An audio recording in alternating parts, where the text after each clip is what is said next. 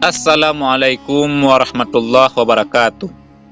Alhamdulillahirabbil alamin. Allahumma shalli ala sayyidina Muhammad. Sahabat beriman yang dirahmati oleh Allah. Manfaat menikah dalam Islam bukan hanya menyatukan dua orang, laki-laki dan perempuan saja. Secara tidak langsung, pernikahan juga menyatukan dua anggota keluarga, yaitu keluarga laki-laki dan perempuan. Di era sekarang ini, mungkin sudah banyak kasus percekcokan antara menantu dan mertuanya. Hal ini mungkin bisa terjadi karena kesalahpahaman atau perbedaan pendapat di antara keduanya.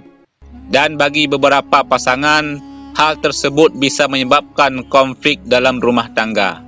Bahkan yang lebih parah, hubungan yang kurang baik antara mertua dan menantu bisa berdampak pada keretakan rumah tangga seseorang.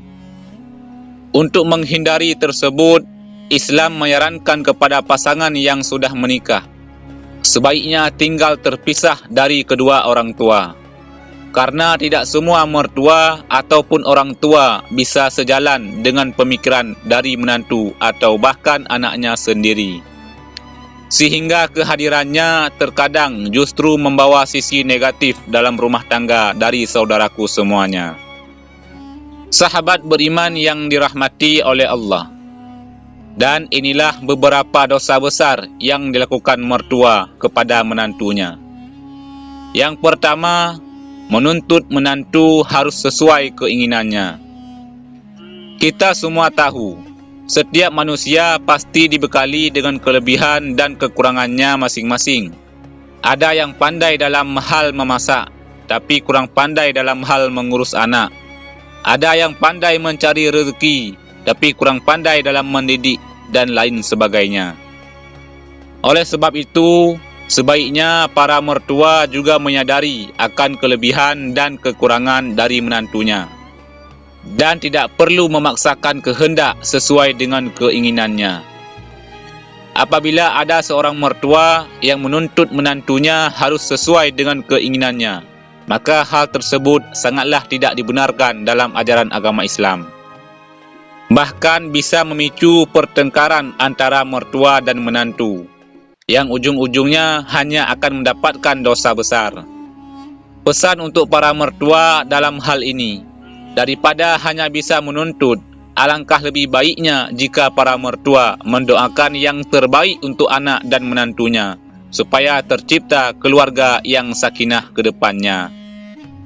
Lalu yang kedua, ikut campur urusan rumah tangga menantu.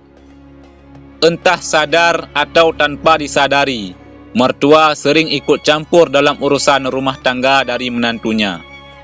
Padahal mencampuri urusan rumah tangga menantu merupakan hal yang tidak dibenarkan dalam syariat agama. Apabila seorang anak sudah menikah dan memiliki keluarga sendiri, maka tugas sebagai orang tua dalam hal ini sudah selesai. Sehingga seorang mertua tidak diperkenankan mencampuri apa yang menjadi urusan dari keluarga menantu, kecuali jika seorang anak atau menantu meminta pendapatnya. Oleh sebab itu, apabila sudah menjadi mertua, hendaknya hindari sebisa mungkin mencampuri urusan keluarga anak menantunya. Boleh-boleh saja mengawasi atau mengarahkan, akan tetapi seperlunya saja dan tidak perlu berlebihan. Bahkan jika Anda seorang menantu yang tinggal serumah bersama mertua, sekalipun keluarga anak menantunya sedang bertengkar, mertua tidak dianjurkan untuk ikut campur sedikit pun. Biarkan seorang anak tersebut menjadi solusinya sendiri. Karena tidak ada satupun rumah tangga seseorang yang tak luput dari permasalahan. Kemudian yang ketiga, terus memandang rendah dan menjelek-jelekkan menantu. Mungkin kita pernah melihat atau bahkan mendengar sendiri, ada seorang mertua yang sering memandang rendah menantunya, atau bahkan menjelek-jelekkan menantu di belakangnya. Hal ini bisa terjadi karena beberapa faktor. Misalnya adalah menantu yang kurang kaya, belum mapan dalam hal pekerjaan, dari keluarga yang biasa-biasa saja, atau bahkan ada permasalahan di masa lalu antara keluarga laki-laki dan perempuan. Hal inilah yang kerap kali terjadi di masyarakat kita, yang ujung-ujungnya seorang mertua akan memandang rendah dan menjelek-jelekkan menantunya kepada orang lain. Sekalipun seorang mertua pernah mempunyai masalah dengan keluarga menantu, daripada hanya mengata-ngatai atau bahkan menjelek-jelekkan, alangkah lebih baiknya untuk mengoreksi diri. Kenapa Allah mempertemukan anaknya dengan menantunya? Apa rahasia Allah di balik itu semua? Mungkin ada hikmah baik yang bisa dipetik dari seorang mertua dari hal tersebut. Atau bahkan jika menantunya adalah seorang yang biasa-biasa saja dan belum memiliki sesuatu apapun karena masih dalam tahap perjuangan, alangkah lebih baiknya jika seorang mertua memberikan motivasi dan mendukung sepenuhnya apa yang dikerjakan oleh menantunya, selama hal tersebut baik dan tidak menyimpang dari syariat agama. Karena semua itu juga demi kebaikan keluarga dari anak dan menantunya kelak. InsyaAllah, dengan begitu, seorang mertua tidak dikatakan berdosa kepada menantunya.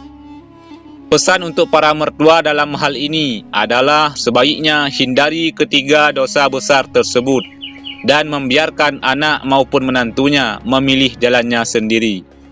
Sekalipun seorang menantu masih tinggal serumah dengan mertua, InsyaAllah, dengan begitu akan tercipta satu keluarga besar yang harmonis. Mari kita semua berdoa, semoga Allah Subhanahu wa Ta'ala selalu melimpahkan rahmat dan keberkahannya untuk kita semua.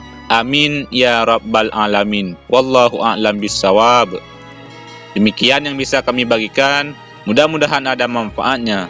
Assalamualaikum warahmatullahi wabarakatuh.